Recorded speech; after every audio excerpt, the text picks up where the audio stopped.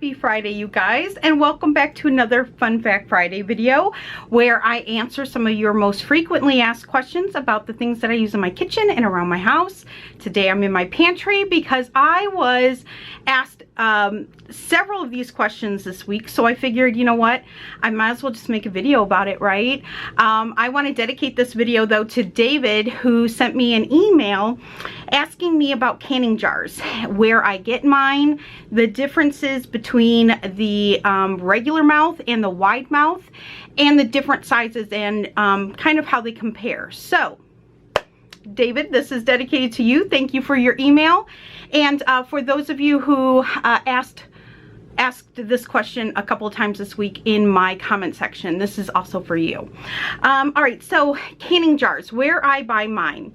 Honestly, wherever I can get it cheapest, and usually that's at Walmart. I know a lot of people don't like to buy at Walmart, but they really do have the best prices as far as I have found on the canning jars. But keep in mind, Target sells them, Meijer, if you live in the Midwest, sells them, Tractor Supply sells them. You can get them on Amazon. I will try to leave a link if I can find an Amazon link, but canning jars right now are in high demand and they are quite difficult to find. So keep your eyes out, and if you see them and they're at a good price, snatch them up. A good price is right around the $10 mark for a case. For me, I avoid Facebook Marketplace or Craigslist or anything like that. People just want, they want like sometimes $5 a jar. No, even old jars, you know, if you average about $10 for 12, and that includes brand new bands and brand new lids, factor that in when you start pricing some of the used jars. I'm not against buying used jars. In fact, I have probably 200 of my jars that I own are used. But shop around and make sure you watch that price. So my favorite place to buy them, Walmart. If I'm in a jam, you know, Walmart's about 35 minutes from my house, I'll run up into town to Tractor Supply and I'll pick up a case there. Even if I have to pay an extra $2, it's worth the gas money just to run in town if I need jars really badly. I have a nice supply though, so I really don't need to do that. Thankfully, I'm well stocked now. So, all right, I'm gonna go through the jar sizes and I'm gonna show you the difference between regular mouth and wide mouth. And then after I show you all the sizes, I will take you over to my canning jars over on this side of my pantry, and I will show you the different things that I use, how I use my wide mouth and what I can with regular mouth, because they do serve different purposes for me. So here we go. Okay, so let's talk about the half pint jar. The half pint jar is also known as the jelly jar, and this is a great size again for your jelly, your jam. I also can mushrooms in this. You can can anything small. I can celery in this, but this is a half pint, and this is your standard jelly jar. Now remember, jelly jars come in all different sizes. This is a little Weck. This comes with a glass lid, so just slightly smaller. Jelly jars are all regular mouth sized. You can also get jelly jars just a little bit bigger. So if you just want a smidgen more, you can do that. Jelly jars also come in a smidgen size. This is what I call smidgen size. This is like a sampler. So when I give somebody, like this one's a cranberry jalapeno pepper jelly. If I give somebody like one of my sons, they're not sure if they're gonna like it, they take a smidgen jar. So it also comes in a smidgen size. Jelly jars can also come a bit bigger. I have canned Welch's grape jelly in this, just because we go through it so much. But this is also a nice size for pepper jellies. Jelly jars also come in this shape, and it's my favorite shape, and I get this during the holidays, and I actually can all of my pepper jellies in this jar. But you can kind of see the difference. Now this one is a wide mouth. You can see how much bigger it is. But this is my favorite, like, pepper jelly jar. They can also come in these cute little round jars. Again, these usually come out during the holidays at Walmart, so keep your eye out. This is nice if you're doing a jam or a jelly as a gift for the holidays. And they also come in a very similar jar. There's the fruit on it, as you can see. Again, this comes out around the holidays for gift giving. So I've also canned in that. So all of those are some examples of jelly jars in the size. But this is going to be your standard classic, and this is going to take a regular mouth lid and ring. Okay, so now we're going to talk about the next size up. So this is the jelly jar. This is the half pint, and this is the pint. So this is what I can some vegetables in. You can can stock in this. You can can tomatoes in this. Anything you want can go in here. But you can see the size difference. And this is both of them are regular mouth jars.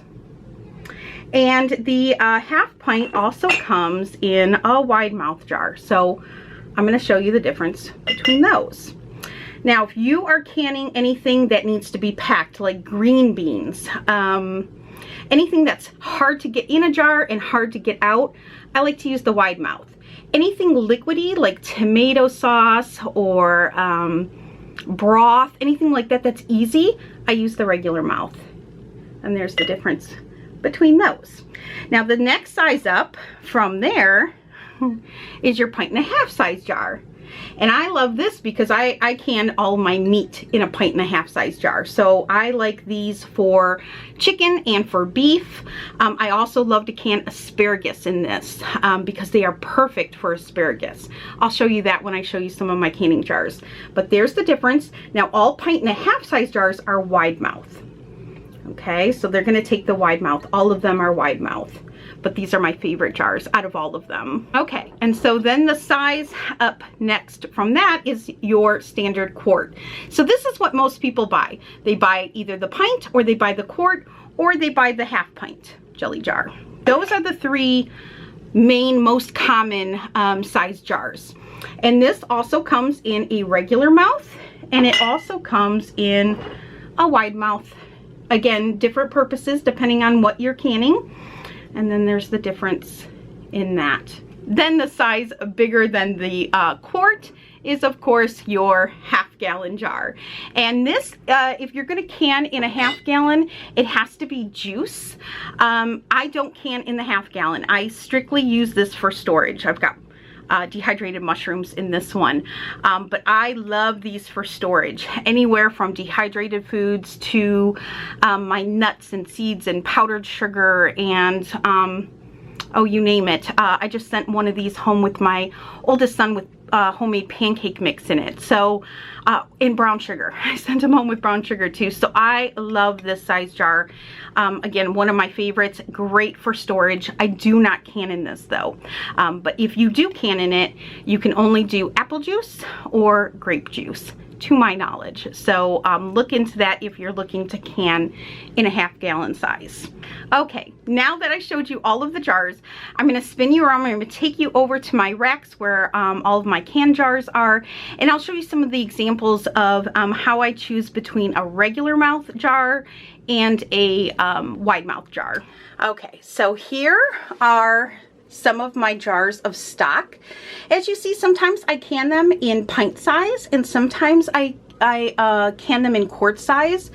These pint size jars are perfect for when I'm making 2 cups of rice, because it's 2 cups of stock, and I can just pour it right into my pressure cooker, and it's perfect.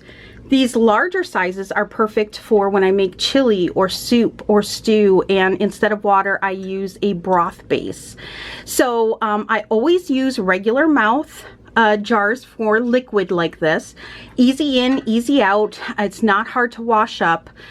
So that's when I use my regular mouthed jars. All right, and we're going to compare that to quart-size jars that are wide mouth. Anything that I've got to pack, anything that I've got to get my hands in there and make sure that the spacing is okay and the packing is okay, anything that's hard to get out of the jar, anything that might make washing the jar a little bit more difficult where I've got to get my hand in there and actually wash with a hot soapy rag, I like to use the wide mouth. So a few examples of that would be green beans, asparagus. This is in the 1.5 pint size jar, so there's a difference between a quart and a 1.5 pint. Mushrooms, not bad, so I just use regular mouth for that. Same with carrots. But if I go up a size, like the 1.5 size jar in carrots, of course, those only come in the wide mouth. But anything like beef or chicken, well, my favorite jar there you see is the 1.5. Beans. Beans are one of those things that when you can, sometimes you've really got to get your hands in there and wash the inside of the jar, wash the residue that tends to float to the bottom. So I like to use, when I can, I don't always get to, like that one is a regular size mouth, but when I can, if I have enough jars, I like to use the wide mouth. I prefer the wide mouth with something like beans. I also prefer wide mouth on anything like pie filling or anything like that, where again it's sticky. I have to get in there and wash with a hot soapy rag. It's just easier to get my hands in a wide mouth than in a regular mouth. Also, items like chili beans. Again, beans, they tend to have a residue at the bottom, so it's just easier with a wide mouth to go ahead and clean out of there. But something as thin as like just sauce, this is just tomato sauce, just stewed tomatoes, that's easy to clean. As you can see, it's very watery, so a regular size mouth jar is fine for this. I don't ever have to really scrub that. So I hope that helps answer your questions on the differences between the jars and what I use them for, the difference between how they look as far as size comparison, and what I use them for. It's always good to have a variety. Variety is the spice of life, right? Isn't that the saying?